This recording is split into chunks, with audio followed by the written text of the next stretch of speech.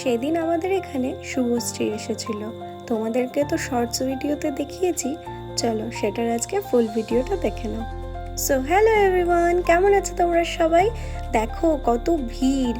আর জানো তো তখন রাত 12টা বাজে। দেখে মনে হচ্ছে রাত 12টা বাজে। কি যুগ পড়লো বাবা, দেখো বিয়ারেও বলে সেলফি তুলছে। কি আর করা যাবে, এগুলোকে দিয়ে মন ভোলাচ্ছে আর কি। এই 2 মিনিট করতে করতে বা 5 মিনিটে আসছে শুভশ্রী, এই বলতে বলতে এই বুড়ো লোকের একটা পচা গান শুনতে শুনতে আর মশার কামড় খেতে খেতে ওদিকে দেখতে পাচ্ছি শুভশ্রী চলেই এসছে। যাক বাবা, এত লোকের অপেক্ষার অবসান তাহলে হলো। এই তো মঞ্চে চলে এসছে আমাদের শুভশ্রী। এই লোকটার ভাষণ আর নেওয়া যাচ্ছিল না, একদমই নেওয়া যাচ্ছিল না। সবাই যে কত বিরক্ত হচ্ছিল যে এই লোকটা আর বুঝতেই পারছিল না। তার আবার গানের কি বহর, বাপরে বাপ।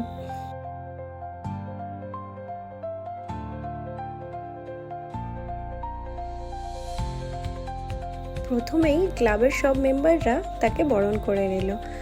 সবাই শুধু ফটো তোলার জন্য পাগল করে দিচ্ছে তাকে। সেই ফোন নিয়ে ফটো তোলো, ভিডিও করো।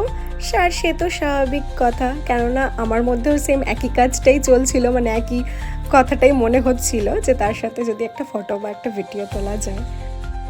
আমরা সেদিন রাত 3টে পর্যন্ত এখানে ছিলাম। বাড়ি আসতে আসতে ভোর 4টে বেজে গেছে। কি আর করা যাবে, লেডি সুপারস্টারকে যদি দেখতে হয় একটু তো কষ্ট করতেই হবে।